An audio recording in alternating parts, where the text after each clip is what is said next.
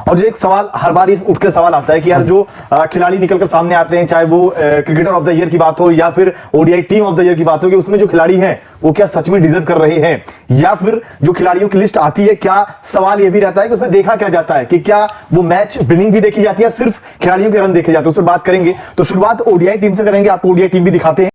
सामनेक्रम भारतीय चमचे चमाटे अपने मीडिया चैनल्स पर बैठकर बाबर आजम के खिलाफ चाहे जितने भी प्रोग्राम्स कर लें, लेकिन खुदा ताला की जात ने जिसे इज्जत देनी होती है उससे कोई माई का लाल भी इज्जत नहीं छीन सकता। बाबर आजम के क्रिकेटर ऑफ द ईयर और ओडीआई क्रिकेट टीम के कैप्टन के अवार्ड पर जितनी चीखें भारत से बुलंद हो रही हैं, उसकी कई वजूहात हैं जो गुज़श्ता वीडियो में मैंने आपको बताया भी था कि किस तरह एक नाम नेहाद सहाफी बाबर आजम पर कीचड़ उछालने की नाकाम कोशिश कर रहा है और आईसीसी को इल्जाम ठहरा रहा है। लेकिन अब आपको टकला पार्टी की सुनाते हैं, जिन्हें सबसे बड़ी तकलीफ तो यह है कि बाबर आजम को दो अवार्ड किस तरह दे दिए गए। चलो, अगर उसे रन्स की बिना पर क्रिकेटर ऑफ द ईयर बनाया जाता है तो फिर उसे दुनिया भर की क्रिकेट टीम का कैप्टन क्यों मुकर्रर किया जाता है? उसे सिर्फ एक अवार्ड देना चाहिए था। अब आपके सामने जो लिस्ट चल रही है उसमें आपको ना तो विराट कोहली नजर आएंगे, ना ही रोहित शर्मा नजर आएंगे, ना ही हार्दिक पांड्या का कोई नामो निशान है। अब भारतीय इसके तो कई जवाब पेश कर रहे हैं जो कि मन गढ़ंत है कि रन्स के साथ साथ आपकी एवरेज भी देखी जाती है, और इन दो खिलाड़ियों ने भारत के जितने भी क्रिकेट खेली है 2022 में, उनमें मुकम्मल तौर पर ये नाकाम रहे हैं। हालांकि इस पूरी टीम में दो भारतीय खिलाड़ियों के नाम भी मौजूद हैं,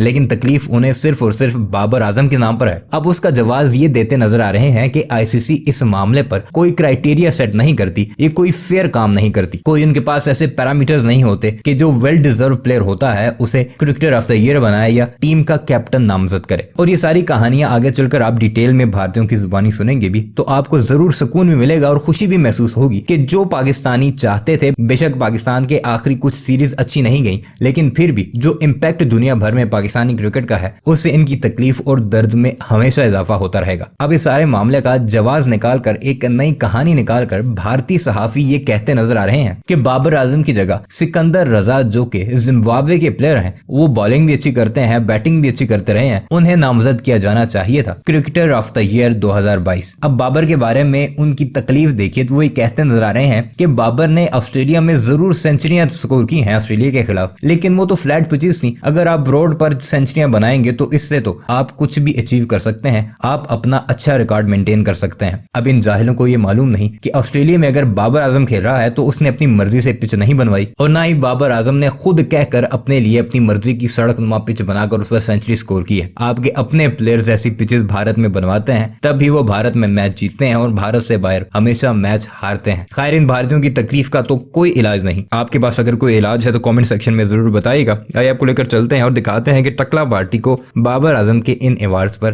कितनी तकलीफ है, और ये बताने की कोशिश करेंगे कि यार इसमें से बेहतर कौन खिलाड़ी था जी। तो ओडीआई टीम ऑफ द जो टीम आई उसको एक बार यहाँ पर ओडीआई टीम 2022 की है जी। अगर हम प्लेयर दर प्लेयर बात करेंगे, राहुल भाई सबसे पहले आपसे बात करेंगे कि आपको जो नाम दिख रहे हैं शुरुआत से ही, जब जब आपको लगे, देखिए यहाँ पे आपको बाबर आजम का नाम दिख रहा है, नॉट मैचेस खेलती है टीम, जबरदस्त। पहले पूरी टीम बता देते, जैसे आपको दिख रहे बाबर आजम, ट्रेविस हेड दिख रहे, साई होप, श्रेयस अय्यर आपको दिख रहे, Tom Latham, Sikandar Raza, Mehidy Hasan Miraz, Alzarri Joseph, Mohammed Siraj, Trent Boult, Adam Zampa. और इसी लिस्ट में आप देख सकते हो कि बाबर आजम हो गए आपके, ट्रेविस हेड का भी अच्छा रहा है, और जो सिकंदर रजा जिसकी हम बात कर रहे थे पिछले साल भी, जिन्होंने बॉलिंग से भी अच्छा करा, बैटिंग से भी अच्छा करा है। आप चाहे फिर सेंचुरी के अगेंस्ट बात करो, बांग्लादेश के अगेंस्ट आप बात करो, और इंडिया के अगेंस्ट भी उन्होंने लगभग वो मैच जिता दिया था। लास्ट में उनकी टीम मैच हार गई। तो ये हम यही बात कर रहे हैं कि यार बाबर आजम ठीक है, उन्होंने अच्छा करा, लेकिन आपको वहां पर विनिंग परसेंटेज भी देखना चाहिए कि उस क्या उनकी टीम का विनिंग कंट्रीब्यूशन कितना नहीं। देखिए सिकंदर रजा के आप ओडीआई में भी नंबर्स मान रहे हैं यार, इंडिया जैसी टीम के अगेंस्ट आपने जो फाइट दिखाई, वहां पर बांग्लादेश के अगेंस्ट बैक टू बैक 100 थे उनके, हमने देखा था भाई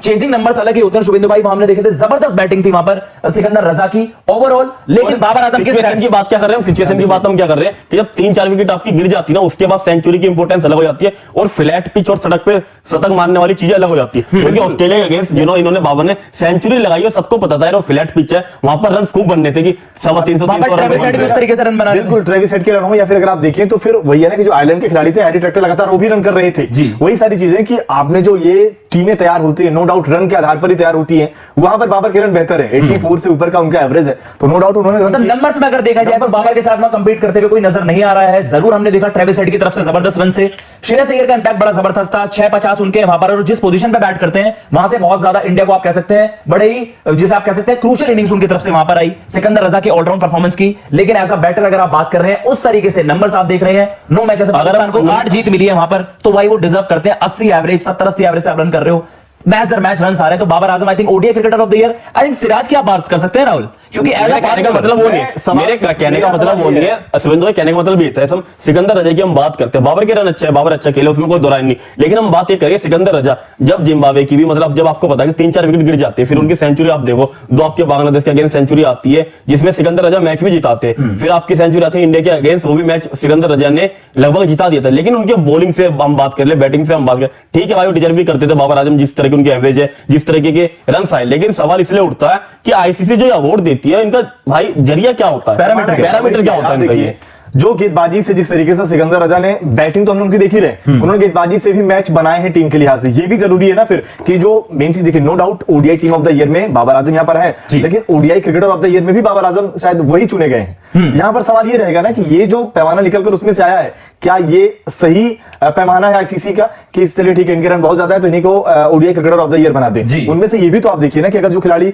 ऑलराउंडर वाली श्रेणी में बेहतर था सिकंदर रजा, मुझे लगता है कि शायद वो हो सकते थे ODI cricketer of the year, वो वहां पर भाई उनकी आप बॉलिंग, जैसे सविंदर भाई आप भी कह रहे हो, उनकी बॉलिंग की आप बात करो, चाहे उनकी बैटिंग की आप बात करो, भाई जिस टीम को उन्होंने ऑस्ट्रेलिया के अगेंस्ट भी टीम जीती, वहां पर बांग्लादेश के अगेंस्ट भी वो जीती, हम बात ही कर रहे हैं जैसे उन्होंने बैटिंग से उन्होंने अच्छा करके दिखाया, उन्होंने बॉलिंग से भी अच्छा करके दिखाया, तो कहीं ना उस तरीके का कंपटीशन होना चाहिए कि लगना चाहिए कि, वरना सब पहले से अंदाजा लगा रहे थे बाबर आजम बन जाएगी, बाबर आजम वो चीज हो गई, तो आपको उस तरह का कंपटीशन नजर नहीं आया। जैसे अय्यर की हम बात कर रहे हैं, सिकंदर रजा की हम बात कर रहे हैं, 2022 की बात कर रहे हैं शुभेंदु भाई, देखो वहां पर ना ओडीआई क्रिकेट पे इतना ध्यान नहीं गया लोगों का, क्योंकि आपको ये भी याद नहीं होगा ज्यादा से ज्यादा क्या सीरीज कौन सी हुई और किन में कहां पे रन आए। ऑस्ट्रेलिया वर्सेस सीरीज में भी इनका हमें याद है कि 114 रन की जो पारी आई थी बाबर की, तो उनके लिए बड़े असाइनमेंट वही था। उसके बाद आपने देखा कि यार आपके मुकाबले वेस्ट इंडीज से आप फैंसी करते हो, पाकिस्तान अच्छा करता है, रन भी वहां पर आएंगे, तो समाव आप नंबर्स की बात करते हो कि यार 9 मैच खेले टीम ने, 8 में उसकी जीत मिली है, और उनमें आप रन देख लीजिए 80+ एवरेज से रन बना रहे बाबर, तो आई थिंक उस वे में तो और कोई आपके पास और कोई पैरामीटर क्या हुआ, कोई बड़ा इवेंट तो हुआ नहीं जिसमें आपने T20 player of the year की जैसे बात करी, सूर्य कुमार के लगातार वहां पर रन थे,